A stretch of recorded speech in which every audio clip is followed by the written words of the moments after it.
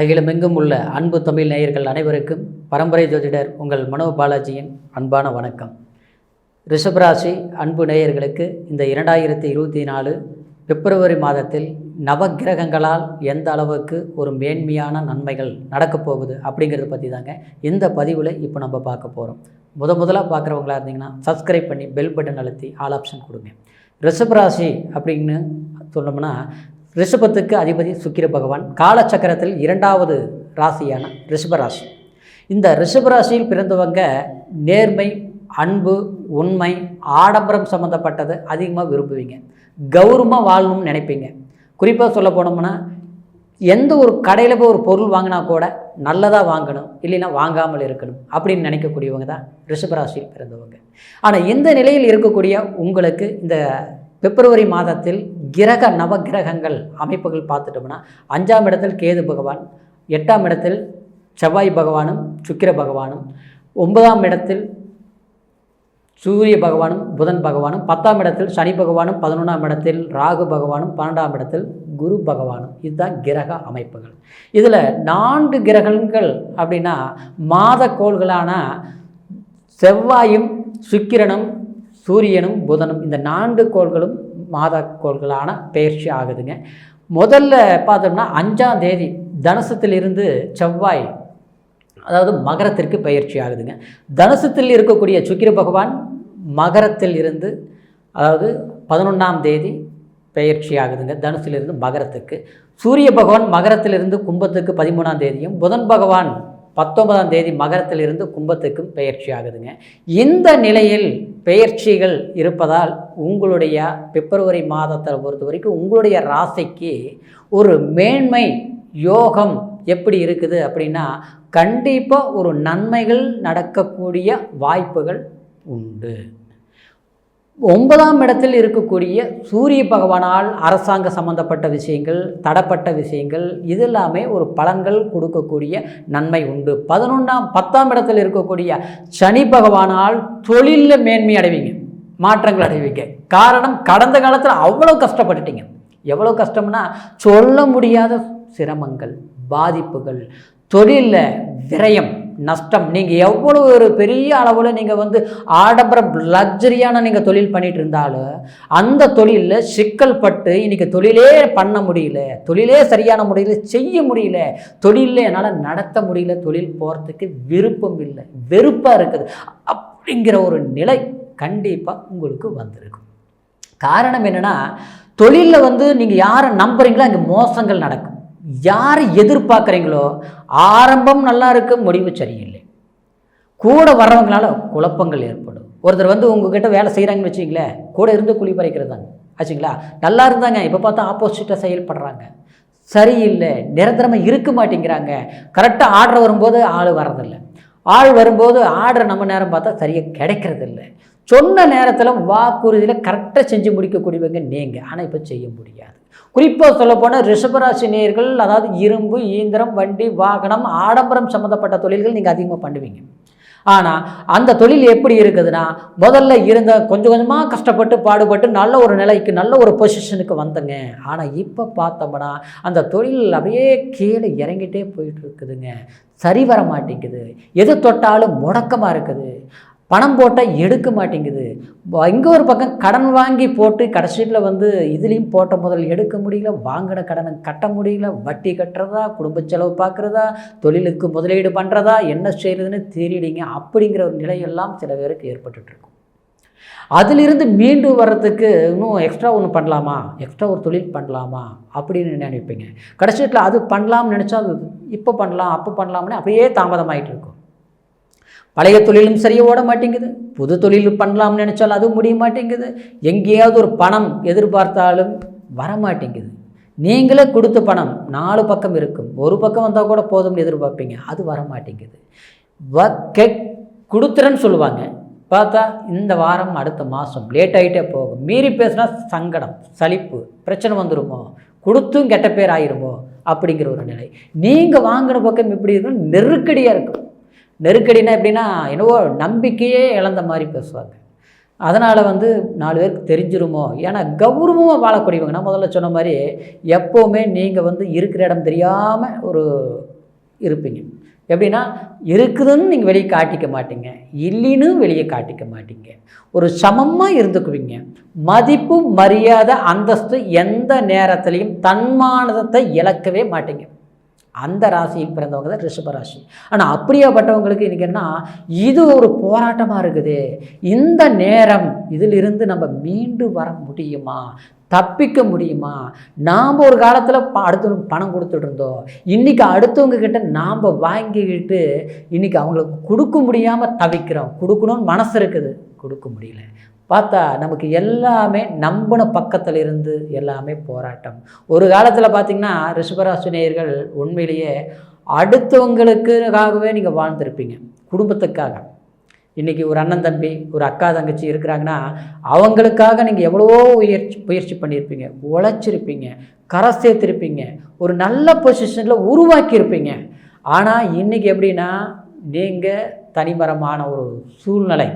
எப்போவுமே நீங்கள் எந்த அளவுக்கு அடுத்தவங்களுக்கு பண்ணினீங்களோ, ஆனால் பண்ணி இன்றைக்கி நல்ல பேர் இல்லாமல் நம்ம செஞ்சு நம்மளை இப்படி பேசுகிறாங்களோ வெறுப்பில் நீங்கள் ஒதுங்கி வரக்கூடிய ஒரு நிலை. ஏதோ நாம் உண்டு, நம்ம வேலை உண்டு, நம்ம அளவுக்கு நம்ம இருந்துக்கலாம், இது வரைக்கும் அடுத்தவங்களுக்காக வாழ்ந்து நம்ம எந்த ஒரு பிரயோஜனம் இல்லை அப்படிங்கிற ஒரு ஆதங்கத்தில் நீங்கள் தள்ளி வந்திருந்தாலும் நீங்கள் மிஞ்சி வாழலாம் நினச்சா அது என்னவோ நம்மளுடைய நேரம், முயற்சிகளுக்கு தகுந்த வாய்ப்புகள் அமைய மாட்டேங்குது. வாய்ப்புகள் அமைஞ்சால் அது வெற்றி அடைய மாட்டேங்குது. இதனாலேயே மன உளைச்சல், மன கஷ்டம் பட்டுட்ருக்கிறீங்க. இந்த நிலையில் இருந்து மாற்றங்கள் வரும் அப்படிங்கிற ஒரு எதிர்பார்ப்பில் இருந்தாலும், ஏன்னா உங்களுக்கு இந்த எதிர்பார்ப்பில் இருந்து கண்டிப்பாக இந்த பிப்ரவரி மாதத்தில் இருந்து உங்களுக்கு மேன்மை அடையக்கூடிய தன்மை இருக்குது.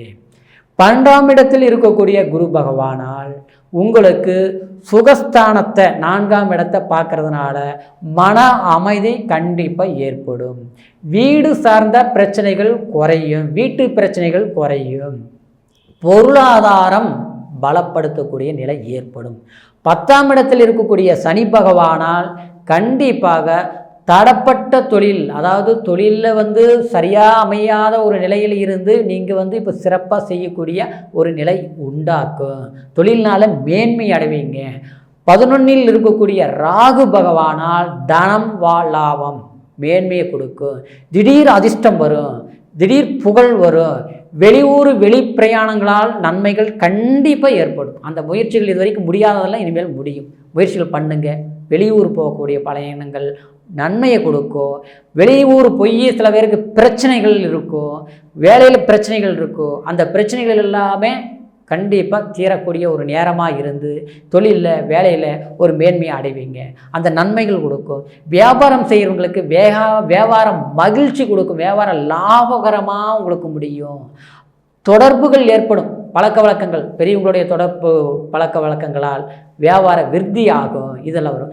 அதே மாதிரி 9ஆம் இடத்தில் இருக்கக்கூடிய சூரிய பகவான் இந்த ஆரம்ப கட்டம் கண்டிப்பாக உங்களுக்கு ஒரு லாபம் அப்படிங்கிறது, ஒரு கணிசமான ஒரு லாபம் கண்டிப்பாக உங்களுக்கு கிடைக்கும். இந்த நிலையில் கடந்த காலத்தில் பட்ட கஷ்டங்களுக்கு இனிமேல் வரக்கூடிய காலம் உங்களுக்கு ஒரு ஊன்றுகோலாக, ஒரு வழிகாட்டாக, ஒரு மாற்றமாக இருக்கும். அதே சமயம் குடும்பத்தில் பிரச்சனைகள் பட்டிருக்கும். சில பேருக்கு பார்த்தோம்னா குடும்ப வாழ்க்கையில், ஏன்னா உங்களுக்கு பொறுத்த வரைக்கும் எப்போவுமே நம்மளுடைய பிரச்சனைகள் வெளியே தெரியக்கூடாதுன்னு நினைக்கக்கூடியவங்க, வெளி வட்டாரத்துக்கு எதுவாக இருந்தாலும் கௌரவமாக வாழணும்னு நினைக்கக்கூடியவங்க. ஆனால் அப்படியேப்பட்டவங்களுக்கு குடும்ப வாழ்க்கையில் மனக்கசப்புகள் ஏற்பட்டிருக்கும். சில பேருக்கு பார்த்தோம்னா பிரச்சனைகள் டைவர்ஸ் வரைக்கும் போகக்கூடிய நிலை. இப்போ இது என்ன வாழ முடியுமா, வாழ முடியாதா, இது இந்த போராட்டமாகவே போயிருமா, இது பிரச்சனையாகவே முடிஞ்சிருமா அப்படின்னு நினைக்கக்கூடிய ஒரு சூழ்நிலை எல்லாமே இது ஒரு 7-8 மாத காலகட்டமாக சில சிக்கல்கள் நடந்துகிட்ருக்கும். சரிங்களா? அதில் இருந்து ஒரு பிரச்சனைகள் குறையிறது, பிரிஞ்சவங்க கணவன் மனைவி சேர்ந்து வாழ்கிறது, அதே மாதிரி வேண்டாம் அப்படின்னு 2 பேருமே முடிவு பண்ணியிருப்பீங்க, பார்த்தா ஒரு டைவர்ஸ் பண்ணுறதுக்கு முடியாமல் தடுக்கிறது, தடைகள் ஏற்படுறது, அடுத்தவங்களால் அந்த பிரச்சனைகள் முடிஞ்சு அவங்களுக்கும் ஒரு வாழ்க்கை இல்லாமல் இவங்களுக்கும் உங்களுக்கும் ஒரு வாழ்க்கை இல்லாமல் இது ஒரு போராட்டத்தில் அடுத்த முடிவுக்கு போகாமல் வாழ்க்கையே அப்படியே இழந்து தவிச்சு நிற்கக்கூடிய ஒரு சூழ்நிலையில் இருக்கிறவங்களுக்கு கண்டிப்பாக குடும்ப வாழ்க்கையில் பட்ட பிரச்சனைகளுக்கு ஒரு தீர்வு, ஒரு முடிவு, இனிமேல் வரக்கூடிய காலம் ஒரு மாற்றம் நிச்சயமாக ஏற்படும். சரிங்களா? அதே சமயத்தில் பூர்வீக சொத்துக்களால் பிரச்சனை. ஏன்னா ரிஷபராசி நேயர்களுக்கு 5ஆம் ஸ்தானாதிபதி புதன்.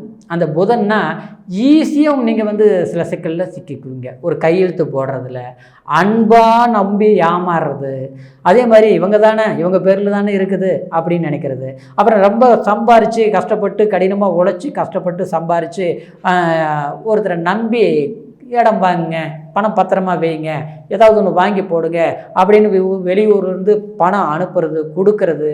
அப்புறம் குடும்பத்துக்குன்னு நல்லது பண்ணுங்கன்னு சொல்லி கொடுத்து அதை சூழ்ச்சியினால் உங்களை மோசம் பண்ணுறது. மோசம் பண்ணி கடைசியில் நாம் இல்லாதவங்களாகி உட்கார்றது, அடுத்து நல்லா அனுபவித்து ராஜ வாழ்க்கை வாழ்கிறது. இந்த மாதிரி சிக்கலில் சிக்கியிருப்பீங்க. இது சொத்து பிரச்சனைகளிலும் சில இடத்துல சிக்கியிருப்பீங்க.